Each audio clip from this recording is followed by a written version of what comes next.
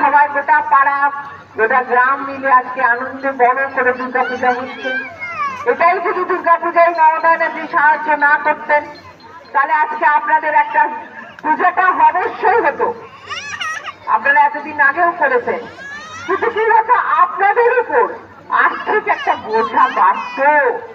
এখন হয়তো আপনারা চাঁদা দেন 500 টাকা কি 200 টাকা, তখন হয়তো চাঁদা দিতে হতো 1000 টাকা কি 1200 টাকা কি 1500 টাকা, যেটা সাশ্রয় মমতা ব্যানার্জি করে গেছেন, অস্বীকার করতে পারেন না।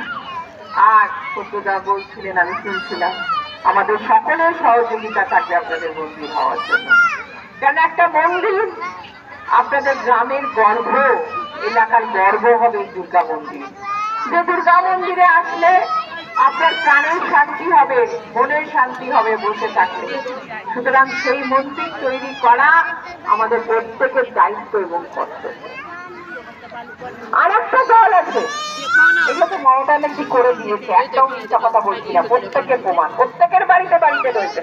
সে কংগ্রেস করলেও আছে, সিপিএম করলেও আছে, বিজেপি করলেও আছে, তৃণমূল করলেও আছে। কেন মমতা ব্যানার্জি বলেছে যে আমি কোনো প্রধানকে দেখবো না, কোনো মেম্বারকে দেখবো না, কে কি দিচ্ছে না দিচ্ছে দেখবো না, দুয়ারে সরকার রয়েছে, যেদিন